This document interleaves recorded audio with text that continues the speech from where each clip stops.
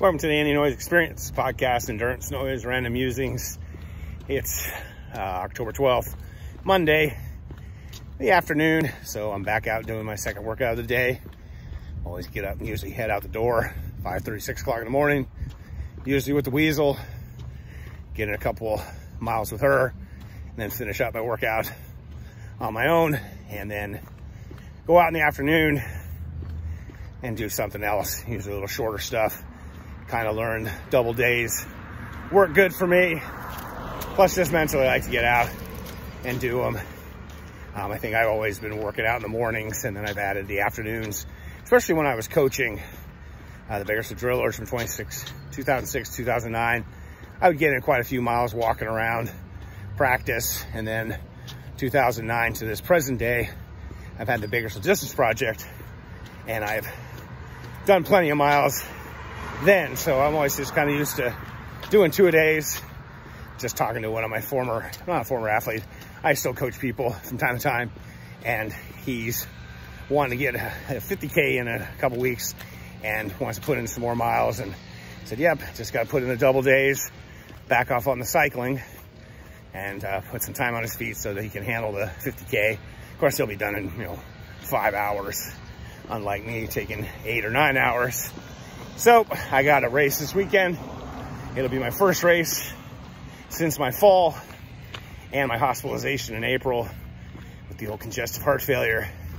Went out yesterday and did 7-8 miles out at Hart Park, and I still can't go up a hill. So I don't have a high end anymore.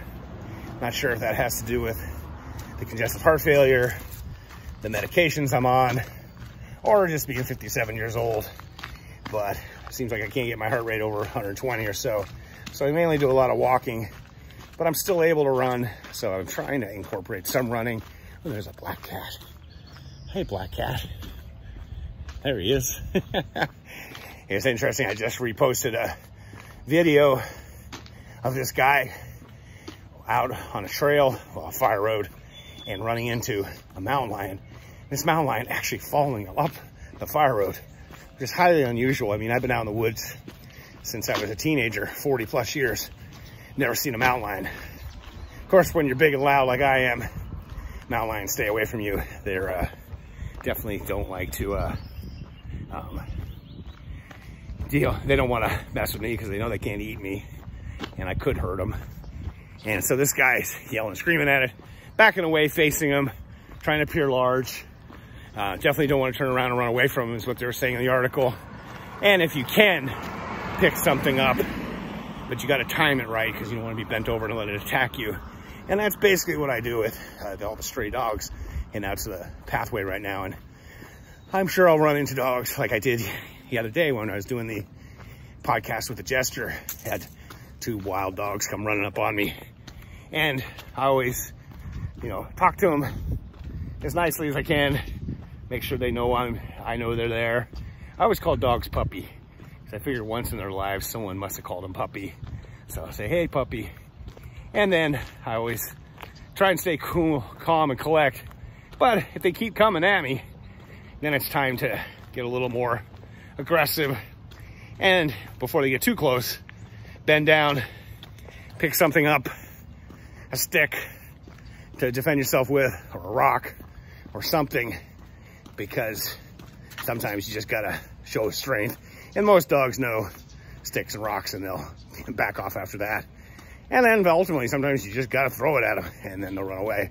In fact, last summer, one of the first times I've had a close bear confrontation. See bears often. In fact, I always tell people our black bears are kind of like friendly dogs. Generally leave you alone. We were out in the woods. My friend Sarah, who now lives in Bakersfield, and we were in the parking lot. She's like, I've never seen a bear in the wild. Half mile up the trail, we look up at we hear something in a tree, like 100 feet up in this big old tree, and it was a bear hugging the tree, climbing down. He came down, was a little too much interested in us, and I ended up having to, talk to him quite a bit, make sure Sarah was behind me, and then I kind of had to use my poles and make him really aware that these poles were going to be hitting his cranium. So anyways, long story. So tonight I'm going to do a little bit of speed work. And it's not much speed work, as you well on Strava. You know, if anytime I break, 16-minute mile, I'm going fast, but it is what it is. You've got to have your own goals in reality. So got a 10-mile race this weekend and looking forward to that. Going there with my Bicycle Distance Project people. And then in 5 or so weeks, I have a 12-hour race in Vegas, and they just sent me a notification saying that race is happening. So I'm very excited to get a 12-hour race in. Who knows how I'll do, but it's my kind of race, 2.5-mile paved loop, and it should be good to see. A lot of people haven't seen. Been fun tracking the Moab race. First man and woman have come in, obviously. Plenty of people out there, including my friends Carla Kent, Catch Corbett. Look like they have maybe 30, 40 miles left of the 240. And it's like, I don't know, they're like 90 hours in. Pretty, yeah, tomorrow morning will be 96 hours. I think they get 113, so they get like a day and a half. So good luck to all of them. Another night out there in the beautiful Moab, but it's definitely a difficult task ahead for them. And it will inspire me to just do this short little workout. And as always, stay healthy, be boring, not epic.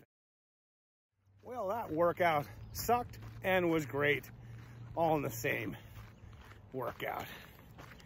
The workout kind of fashioned after the Campolindo cross-country team.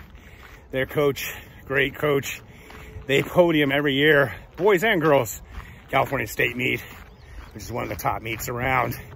And he puts his entire training schedule online every year. Cross-country, he'll post it right after the track state meet. And it's like a cookbook.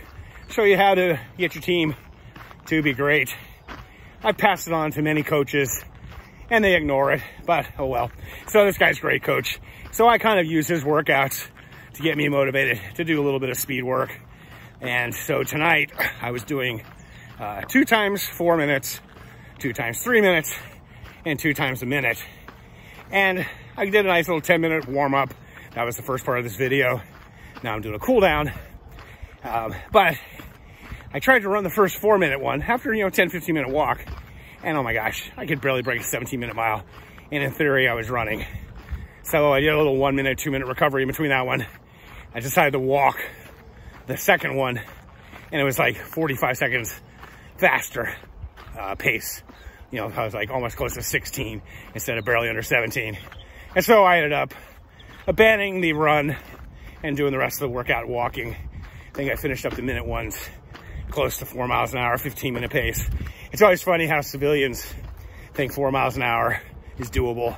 And I'm always like, yeah, go out and you may do 4 miles in an hour walking. But do more than an hour or 2. It's pretty tough. And of course, this weekend, Big's backyard is going on. Limited field, there'll only be 15 Americans, but I guess they're racing in other countries. Canada's gonna have teams, so it's gonna be like a team aspect. And they're doing 4.167 or something miles an hour. And, they end up doing 48, 50-minute laps, and that's how you end up winning. Last year, Maggie won, first time the woman had won the race for like 260 miles. So, but anyways, long story short, I, for years, have been doing this Hamlet moment, to walk or not to walk, to run to not to run. And of course, back in 2006, 2009 era, when I was coaching the Vegas Drillers, I was purely a walker. I was a little bigger than I am now. I was almost 300, now I'm 250. Been stuck at 250 forever, no matter what I do. But anyways, in 2010, I thought I got the idea. I want to do a 50-miler, and all the cutoffs were like 12, 13 hours usually on trail. And I realized there's no way I could walk that fast, that I'd have to do some running. So kind of went down this running rabbit hole for the past 10 years. But my running's become progressively slower and slower and harder, getting older. And then of course, like I said, this congestive heart failure, not really sure, but I can walk faster, I can run right now. Sure, if I'm chasing someone like the other night at run camp, Daddy was chasing me and I got down below a 12-minute mile running, but it wiped me out. And so I wish I could just quit running. There's lots of walking records I want to get after. My PR walking, pure walking, is only 73 miles in a 24. I've done 88 miles where I walked quite a bit. So my PR, 12 hours, like 43 and a half when I came in second by only a couple tenths of a mile when I went to Minneapolis and did that Fans where they had an official walking competition with a judge there, making sure, now we weren't doing a silly race walking, but we were making sure we were walking according to their rules. In fact, Yolanda's going to be going to Paris hopefully next year and doing that where they'll have an official judge out there. She last summer, as I often talk about, her and Anthony Culpepper both became only like the 93rd, 94th people to walk 100 miles in 24 hours since like the 1870s. Pretty impressive. I don't think I'll ever walk that far, but I'd like to get 80 first, you know, and see how fast 80 I can walking. And then a big goal of mine is the sub 3 hour half. Now, when I was in high school and college, it was breaking 3 hours, which I did when I was in high school. But I've gotten down to 3:01 2 years ago walking. And I've done some 3:04s. But man, you got to do that 13:52 pace pretty fast. I don't ever do that in training. But my walking has gotten better, especially since my heart failure, since I can't run, and since I did the race across Tennessee and then back across Tennessee. And I walked all those miles for 4 months. So I hope, but you know what? Every night I'll wake up going, oh, maybe I can still run. Or, oh, I want to run so I can keep up with my friends. Or, oh, I want to run because I do want to do a run, swim, run race. Or this, that, and the other thing. But I've got to kind of put that aside and be like my buddy Scott Burton, who can definitely still run. He's only in his late 30s, but he has got a goal of walking, doing 400 miles in 6 days, and he's sticking to it. Of course, he's a 5-hour marathoner walking. Love to break 6 hours someday in it. So, like I said, workout started terrible, but that's the thing is when you have a plan, you have to adapt it, listen to your body, and do what it needs to be done that day. I'm really kind of beat up despite being race week. Of course, when I back off all my mileage, I always kind of feel beat up. Been having some kind of left heel issue, which just a niggling little pain. Thankfully, not nearly as bad as poor Dak Prescott. Man, I saw that live when he got that ankle bent over. Whew. I mean, I saw that. I thought, I guess it was dislocated and fractured. I remember seeing that thing and I was like, please, I hope that's just his shoe. But unfortunately it wasn't. So anyways, finish up the cool down, then spend a night doing some podcast stuff, probably watching some football, and I'm really getting into the Fargo show. So talk to you guys later. As always, stay healthy, be boring, not epic.